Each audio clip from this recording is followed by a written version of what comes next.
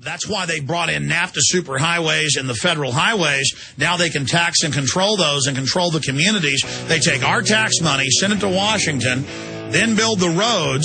It's incredible. Sheriff Mack, amazing. That's why I wanted to go over that key Supreme Court ruling that you got to show the power of the individual, the power of the ruling, and to illustrate the 10th Amendment. Now we're going to come back and talk about state powers with the borders and everything else, and not just to take over the legislatures, that's our right and duty, but the Sheriff's Department, straight ahead with an American hero, Richard Mack.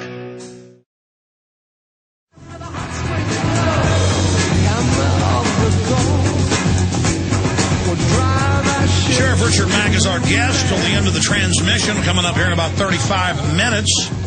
Don't Tread on Me, Rise of the Republic is a new documentary film with R.J. Harris, Michael Bagnerick, Alex Jones, Richard Mack, Edwin Vieira, Cynthia Davis, Charles Key, and many others.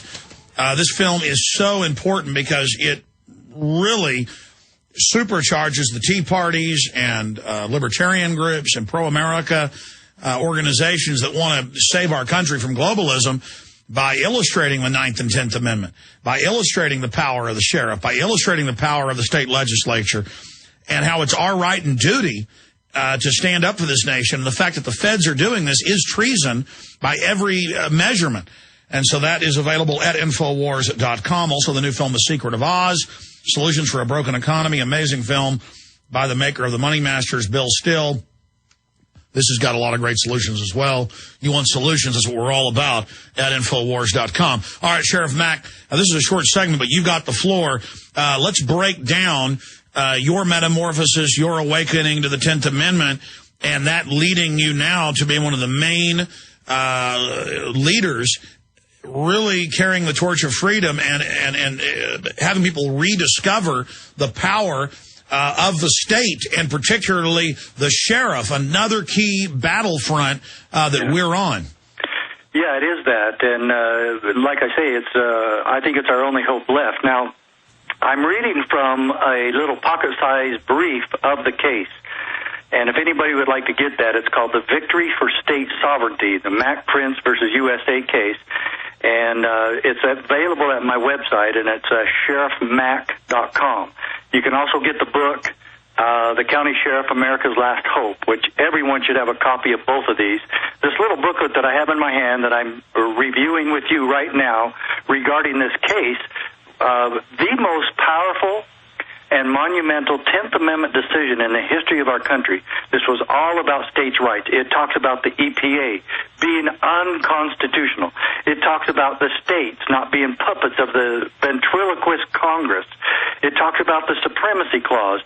And that is a key component of this whole thing, because Barack Obama is saying he wants to sue Arizona on the Supremacy Clause. Well, Justice Scalia already says that the Supremacy Clause does not give the federal government supremacy. It says that the Constitution is supreme, not the federal government, and that's a huge difference. And one of the key components of this case is that the decision is based on this, and Scalia, who wrote the decision, says this over and over in the decision, and I quote, "State legislatures are not subject to federal direction," end quote. So if we are not subject to federal direction, and if we indeed, as this case says, if the states are indeed sovereign, then that means that the federal government is not our boss. They cannot tell us what to do. They cannot issue directives to the states. They cannot control our land, our water, our education, our health care, or anything else that they're trying to shove down our throats. So where do we go to make sure that we know and understand this? The same place I went. Now, Alex, you mentioned I was a rookie cop in Provo, Utah. When I was there, I made a huge mistake. I actually read the Constitution. I took my oath of office after that very seriously. I dedicated... Are you there? Yes, sir. Okay, good. I thought my phone went dead there. No, I didn't hear a click. Go ahead. Okay, good. But... I made a commitment to myself that I would never go against the Constitution, that I would uphold and defend the Constitution just like I promised to do.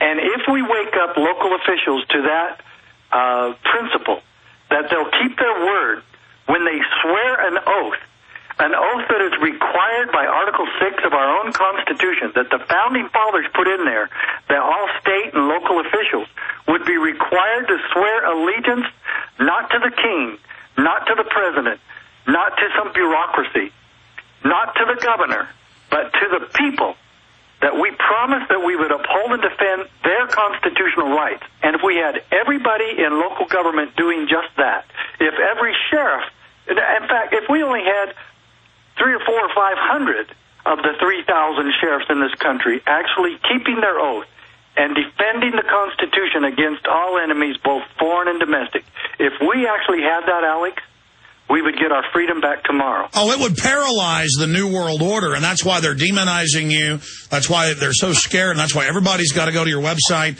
and get your book and give it to their sheriff. Some sheriffs won't read a book, but they need to. You can get them Don't Tread on Me, Rise of the Republic at Infowars.com. Give them the book and the video, and go down there and hand deliver it and say, Sheriff, you know, America's in a lot of trouble, you know, and this has got the solutions, and this will help you rediscover what you're really supposed to do, and that you're not a kept, vestigial, ceremonial ventriloquist, as you describe it, a muppet. Okay, going back to Sheriff Richard Mack, people can get Don't Tread on Me, that I'm a consultant on and also in with yourself, at Infowars.com. And they've got to get it to every sheriff because it covers the same info that's in your book. But your book gets into more detail and is also, people, you know, respect books. It's important to have them. You explain the power of the states. It's written from a sheriff's perspective, a guy that's won at the Supreme Court. You have a lot of gravitas. Again, give people the website or a number so they can get your book and get it in the hands of sheriffs. This is like a stake through the heart of vampires, every sheriff that we wake up. Well, that is sheriffmack.com. Sheriff, 1R, 2S, and Mack, M-A-C-K. Just go to sheriffmack.com. And the book actually needs to get to county commissioners and county attorneys. Most of the sheriffs in the country have the book. However, you need to follow up and make sure they read it. Just as you said, no one can guarantee they read it. We also have it on CD, so if somebody doesn't want to read, they can listen to it. And it is me reading the book. And then you can get these little booklets, and every state legislator, every county commissioner, every state and local official should see this little booklet, the Victory for State Sovereignty, because it reviews what we've been talking about here on the show, and it's in pocket-sized form, and in 10 minutes, your state rep or your local county commissioner or your local sheriff can see what this case actually did to restore state sovereignty in this Okay, we're going to talk country about your plan and versus what the feds are doing, the alternative, here in a moment. But I want to, since you are a sheriff from the West, I want to, draw this analogy here and then get involved with what's happening on the Arizona border right now and this act of treason by Obama. But going back, we've all seen Westerns. Well, Alex, let me just reiterate something that you said. This is about solutions. This isn't just talking about things that are horrible and going on in our country. We could do that till next year and still not finish. This is about a solution that is reasonable, effective, quick, and doable and constitutional. And it's the law. We should already, it's the law. And we're going to get into that in a moment, but I want to just give people so they have a mental image of what's happened so they can have respect for themselves again. Okay. We've all seen those Westerns and Matt Dillon and John Wayne, and I always thought growing up as a kid, those are just movies where there's a corrupt town with bad guys in it, robbing and raping and, oppressing and taking farmers' water and taking their daughters, and finally people stand up. Or I thought it was a Louis L'Amour novel. Now I've read a lot of histories of the West and things that happened in this country, and even after World War II in a Tennessee town when the vets came home and there was a corrupt government and they had to run them out. But this is what happened in 1776. It's what Andrew Jackson fought against. It's always a repeat of the scallywags, the carpetbaggers, the corrupt interests that come in, the Rockefeller men sending Pinkerton security, like in that Clint Eastwood movie where the mining town and the railroad men come and are killing people to take their claims. That's a composite of thousands of true events. But more often than not, people stood up because they were armed and fought back.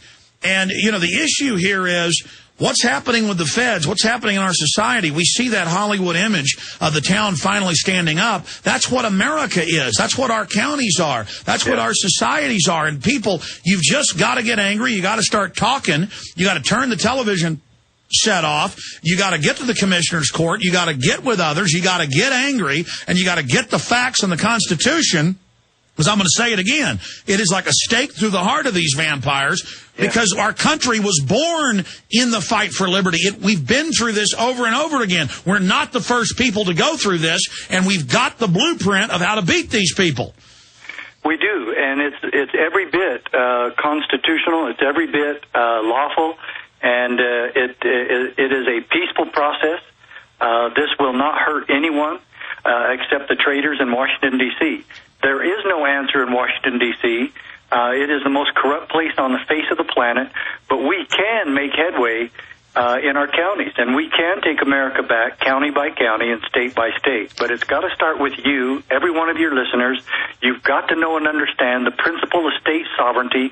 Your sheriff has got to know and understand the principle of state sovereignty and local autonomy, and that's exactly what my lawsuit was.